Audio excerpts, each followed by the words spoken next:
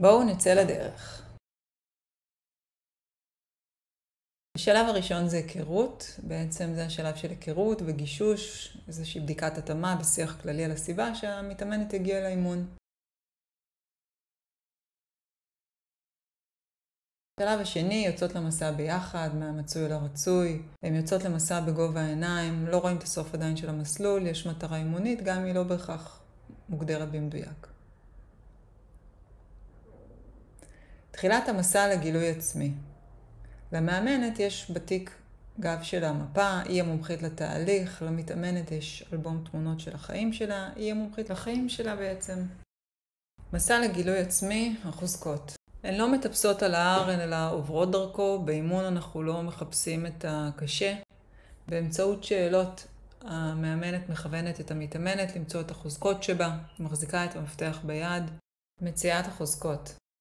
המתאמנת מצאה את החוזקות שלה, הצליחה לפתוח את הדלת, והן ממשיכות במסע ונכנסות להר.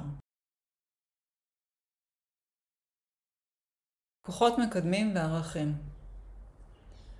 המאמנת מאירה את היש, מרחיבה את ההשפעה ומקטינה את הדאגה שמונעת תפקוד. הן ממשיכות ביחד במציאת הכוחות המקדמים והערכים של המתאמן. הגדרת המטרה האימונית, ההר מאחוריהן, הן מגיעות לנהר ובעצם הן מדייקות את המטרה האימונית ובונות תוכנית פעולה. המטרה היא ספציפית, מדידה, ברת השגה, תחומה בזמן, ולמתאמנת יש את האנרגיה למימוש. טיפול בפרדיגמות מעכבות. באופן נחרץ, המתאמנת אומרת שהיא מפחדת ממים, היא לא רואה שום דרך לחצות את הנהר ונזכרת בחוויית ילדות שהיא כמעט טבעה. המאמנת מציעה לחשוב על דרך נוספת, ועושה בעצם מסגור מחדש לפרדיגמה המעכבת, לפחד הזה, ומציעה דרך נוספת לחצות את הנהר. באמצעות מודל אפרת, ניתנה פרשנות חדשה לחציית הנהר, מעל המים ולא בעצם לשחות בתוך המים.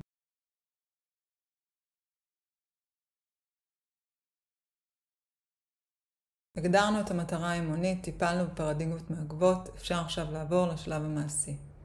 המתאמנת חוצה את הנהר בעצמה, בכוחות עצמה, מיישמת את הכלים שקיבלה באימון. סיום ופרידה, וזהו סוף המסע המשותף. המתאמנת מסיימת אותו שרירית יותר, השינוי הוא בר קיימא, היא מחזיקה ביד מפה, היא פיתחה מנהיגות פנימית, ויש לה את הכלים והעוצמות להמשיך במסע לבד. בהצלחה.